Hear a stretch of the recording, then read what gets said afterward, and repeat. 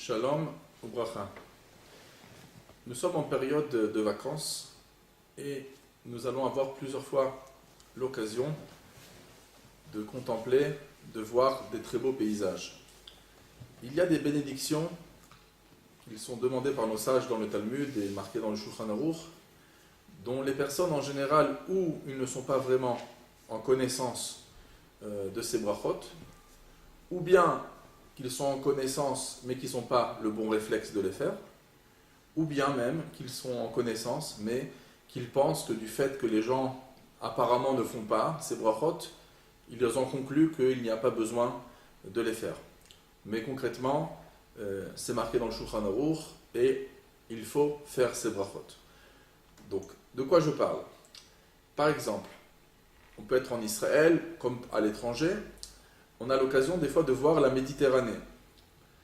Sur la Méditerranée, il y a une discussion entre les Sfaradim et les Ashkenazim dans le Siman 228 du Shulchan Aruch Orach Chaim. Selon les Sfaradim, la bracha, lorsqu'on voit cette mer qu'on n'a pas vue depuis 30 jours, c'est Baruch Ata Hashem Elokeinu Melech Haolam, Aose Hayam Agadol, Shasai Hayam Agadol. Donc ça c'est la bracha. Et selon les Ashkenazim, cette mer ne peut pas s'appeler la grande mer, parce que le terme Asai Hayam Agadol, ça veut dire la mer immense, et plutôt les sages Ashkenaz pensent que ça va plutôt sur l'océan Atlantique, qui est en vérité pratiquement dans le monde entier.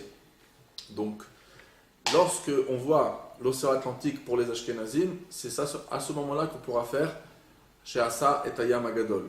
Par contre, lorsqu'on voit la Méditerranée, on fera Ose, Maase, Bereshit pour les Ashkenazim. Les Sfaradim, comme j'ai dit, chez Asa et Hayam Agadol.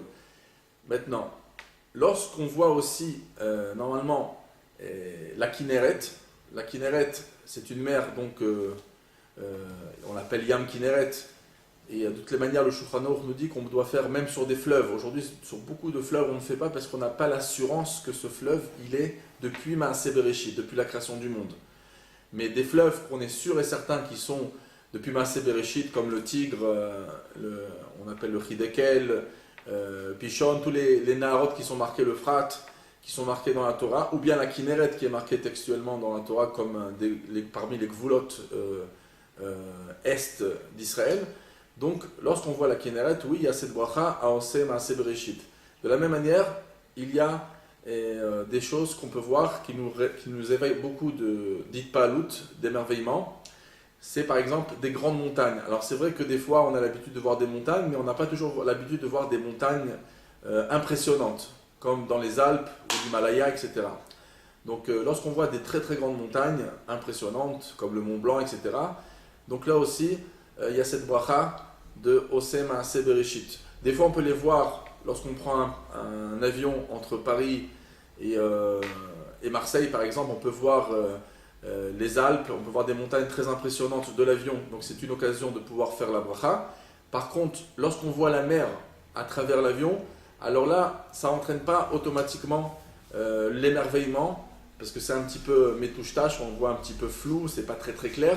C'est lorsqu'on s'approche vraiment de la mer, qu'on rentre dans une ville où il y a la mer, d'un seul coup, dès qu'on la voit, on est impressionné. Et donc, comme on a dit, il y aura la bracha de Ose Maaseh Bereshit pour la Méditerranée, pour les Ashkenaz, Aoshe Asa et Hayam Agadol pour les Sefaradim, et pour l'océan Atlantique, tout le monde est d'accord qu'on fera chez Asa et Hayam Agadol.